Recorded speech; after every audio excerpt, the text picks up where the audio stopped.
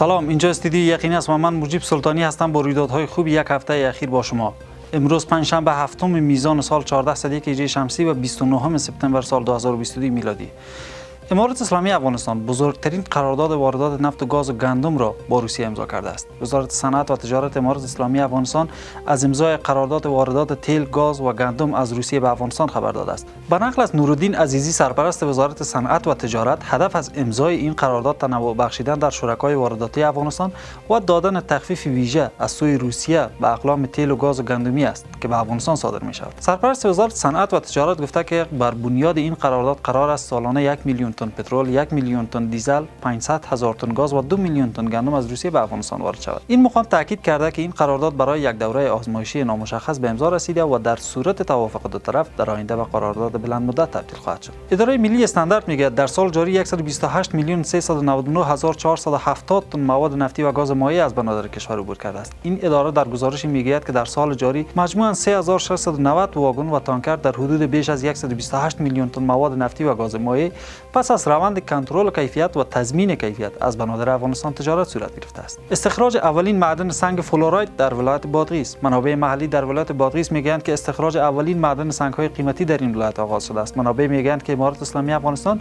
استخراج این معدن سنگ را به نام فلوراید با یک شرکت خصوصی به نام دادبان فی تن 2 میلیون افغانی قرارداد کرده است. این معدن در منطقه چشمه شیرین ولسوالی آب کمری ولایت بادغیس موقعیت دارد و اراکین بلندرتبه امارات اسلامی افغانستان در مراسم افتتاح استخراج این معدن گفتند که سنگ‌های قیمتی در سال‌های گذشته توسط افراد غیر مسئول به خارج از کشور قاچاق می‌شد، اما آنان پس از سروی استخراج آن را به قرارداد سپردند. این در حالی است که چند پیش نیز شهاب الدین دلاور سرپرست وزارت معادن و پترولیوم در دیدار با وان کی سفیر چین در کابل در مورد استخراج معدن مثل عینک لوگر نیز گفتگو کرده بودند. آغاز کار 3 پروژه بزرگ به ارزش بیش از 18 میلیون افغانی در هرات. مسئولان محلی میگویند که این پروژه‌ها شامل ساخت 3 شبکه آبرسانی میباشد که در ولسوالی‌های انجیل و گذره این ولایت کار آن آغاز شده است. عبدالسلام هجرت رئیس احیا و انکشاف دهات ولایت هرات میگوید که این شبکه‌های آبرسانی با ارزش بیش از 18 میلیون و 434,161 افغانی با پشتیبانی مالی صندوق حمایت از کودکان سازمان ملل متحد یا یونیسف ساخته می شود. آزادی 150 شهروند افغان از زندان‌های پاکستان. سفارت افغانستان در اسلام آباد در صفحه توییترش نگاشته است که 150 شهروند افغان به شمول کودکان و زنان که چندی پیش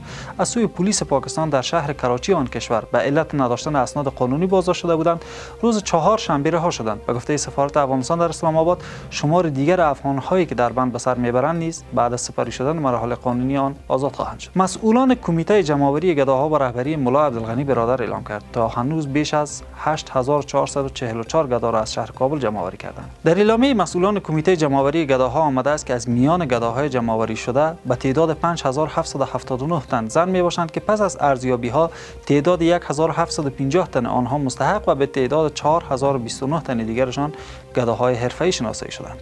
اعلامیه افزوده از میان گداهای جمع‌آوری شده تعداد 718 تن مرد بوده که پس از ارزیابی تعداد 236 تن آنان مستحق و به تعداد 482 تن دیگرشان گداهای حرفه‌ای شناسایی شدند. واکنش‌های گسترده به سخنان شیر محمد عباس استانکزی معین سیاسی وزارت امور خارجه در پیوند به بازگشایی مکاتب دختران. سخنان اخیر محمد عباس استانکزی درباره بازگشایی مکاتب دختران با واکنش‌های گسترده کاربران شبکه‌های اجتماعی روبرو شده است. کاربران شبکه‌های اجتماعی موقف آقای استانکزی را درباره بازگشایی مکاتب دختران ستودند و گفتند که بسته ماندن مکاتب دختران در کشور بازتاب منفی داشته است. و خبری از وزارت داخله امارات اسلامی افغانستان: کاهش آمار جرم‌های جنایی در کشور. سخنگوی وزارت امور داخله کشور در یک نشست خبری میگوید که آمار جرم‌های جنایی در کشور کاهش یافته است. وزارت داخله میگوید که در یک ماه گذشته بیش از 1100 رویداد جرمی در کشور رخ دادند. عبدالنافی تکور سخنگوی وزارت امور داخله میگوید میزان واقعه‌های جنایی در مقایسه با گذشته به گونه قابل توجه کاهش یافته است و تلاش نیروهای نظامی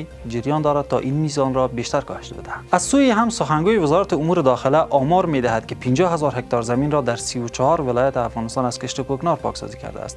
آقای تکور افزود پلیس مبارزه علیه مواد مخدر در 7 ماه گذشته 293 عملیات را در 32 ولایت انجام داده که در جریان این عملیات بیش از 420 تن مواد مخدر و مشروبات الکلی کشف و ضبط شده است. از اینکه بیننده یقین هستید ممنونیم.